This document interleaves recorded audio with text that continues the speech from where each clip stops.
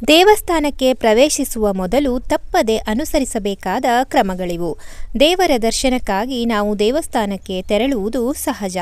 ದೇವಸ್ಥಾನ ಎಂದರೆ ಅತ್ಯಂತ ಪವಿತ್ರ ಸ್ಥಳ. ಇಲ್ಲಿ ಭಕ್ತಿ ಭಾವದಿಂದ ನಡೆದುಕೊಳ್ಳಬೇಕು.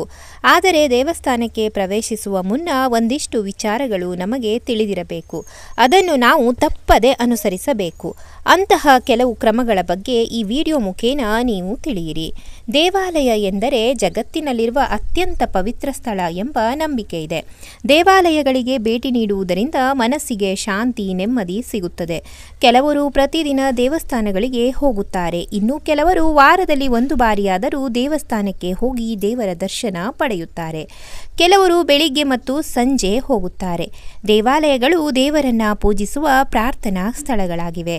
ನಿತ್ಯ ಮಂಗಳಾರತಿ, ಕೀರ್ತನೆಗಳು, ಮಂತ್ರಘೋಷಗಳು, ವೇದ ಮಂತ್ರಗಳು ಮತ್ತು ಪುರೋಹಿತರಿಂದ ಭಕ್ತಿಗೀತೆಗಳೊಂದಿಗೆ ದೇವಾಲಯವು ಅತ್ಯಂತ ಶಾಂತಿಯುತ ಸ್ಥಳವಾಗಿದೆ.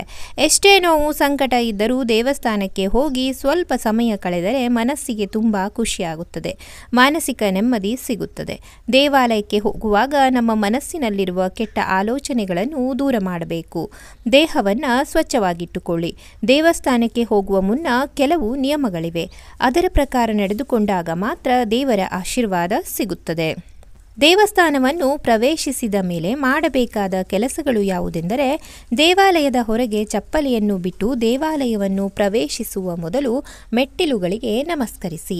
ದೇವಾಲಯದ ಆವರಣವನ್ನು ಪ್ರವೇಶಿಸಿದ ನಂತರ ನಳ್ಳಿಯ ಬಳಿ ಹೋಗಿ ನಿಮ್ಮ ಪಾದಗಳನ್ನು ತೊಳೆದು ನಿಮ್ಮ ತಲೆಯ ಮೇಲೆ ನೀರನ್ನು ಚಿಮುಕಿಸಿ. ಮೊದಲು ಗೋಪುರಕ್ಕೆ ನಮಸ್ಕರಿಸಿ, ನಂತರ ಸಿಂಹದ್ವಾರಕ್ಕೆ ನಮಸ್ಕರಿಸಿ. ಅದರ ನಂತರ ಧ್ವಜಸ್ತಂಭಕ್ಕೆ ಕೈ ಮುಗಿಯಿರಿ. ಧ್ವಜಸ್ತಂಭದ ಬಲಭಾಗದಿಂದಲೇ ದೇವಾಲಯವನ್ನು ಪ್ರವೇಶಿಸಬೇಕು. ಪೂಜೆ ಮುಗಿಸಿ ಧ್ವಜಸ್ತಂಭದ ಎಡಭಾಗದಿಂದ ಹೊರಬರಬೇಕು. ದೇವಸ್ಥಾನ ಪ್ರವೇಶಿಸಿದ ನಂತರ ಗಂಟೆ ಬಾರಿಸಬೇಕು ಮತ್ತು ಪೂಜಾರಿಗಳನ್ನು ಭೇಟಿ ಮಾಡಬೇಕು. ಗುಡಿಯೊಳಗೆ 3 ಬಾರಿ ಪ್ರದಕ್ಷಿಣೆ ಮಾಡುವುದು ತುಂಬ ಒಳ್ಳೆಯದು.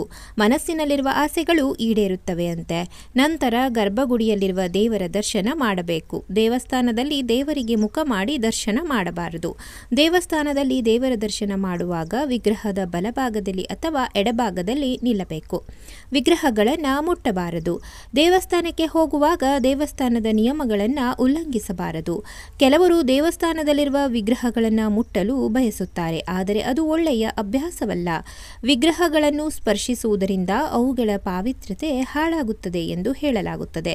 ಕಣ್ಣುಗಳನ್ನು ಮುಚ್ಚಿ ದೇವರನ್ನ ನೋಡಬಾರದು. ಪ್ರಾರ್ಥನೆ ಮತ್ತು ದೇವರು ಮಾಡಿದ ಒಳ್ಳೆಯ ಕಾರ್ಯಗಳಿಗಾಗಿ ಧನ್ಯವಾದ ಹೇಳಬೇಕು. ದೇವರ ದರ್ಶನ ಮಾಡುವಾಗ ಬೇರೆ ಯಾವುದೇ ಆಲೋಚನೆಗಳು ಮನಸ್ಸಿನಲ್ಲಿ ಬರಬಾರದು. ಮನಸ್ಸನ್ನು ಭಗವಂತನಲ್ಲಿ ಸ್ಥಿರಪಡಿಸಬೇಕು. ಎಲ್ಲರೂ ದೇವಸ್ಥಾನಕ್ಕೆ ಹೋಗಿ ಪೂಜೆ ಸಲ್ಲಿಸಿ ಹಿಂತಿರುಗುವಾಗ ದೇವಸ್ಥಾನದ ಆವರಣದಲ್ಲಿ ಸ್ವಲ್ಪ ಹೊತ್ತು ಕುಳಿತು ನಂತರ ಹಿಂತಿರುಗುವುದು ವಾಡಿಕೆ. ಕನಿಷ್ಠ 1 ನಿಮಿಷವಾದರೂ ದೇವಸ್ಥಾನದ ಮೆಟ್ಟಿಲು ಅಥವಾ ಆವರಣದಲ್ಲಿ ಕುಳಿತುಕೊಳ್ಳುತ್ತಾರೆ. ಹಾಗೆ ಮಾಡುವುದು ಸಂಪ್ರದಾಯ. ಆ ಸಮಯದಲ್ಲಿ ಪರಮಾತ್ಮನ ರೂಪವನ್ನು ನೋಡಬೇಕು.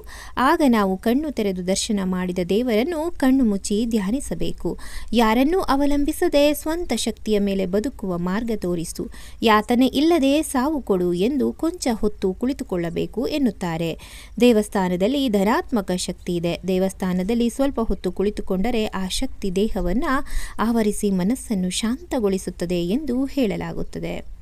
ವೀಕ್ಷಕರೇ, ಇವತ್ತಿನ ಈ ಉಪಯುಕ್ತ ಮಾಹಿತಿಯನ್ನು ಸಾಧ್ಯವಾದಷ್ಟು ಎಲ್ಲರಿಗೂ ಶೇರ್ ಮಾಡಿ. ಹಾಗೆ ವಿಡಿಯೋ ಇಷ್ಟ ಆದರೆ ಲೈಕ್ ಮಾಡಿ. ಜೊತೆಗೆ ಮುಂದಿನ ವಿಡಿಯೋದಲ್ಲಿ ಸಿಗೋಣ. ಧನ್ಯವಾದಗಳು.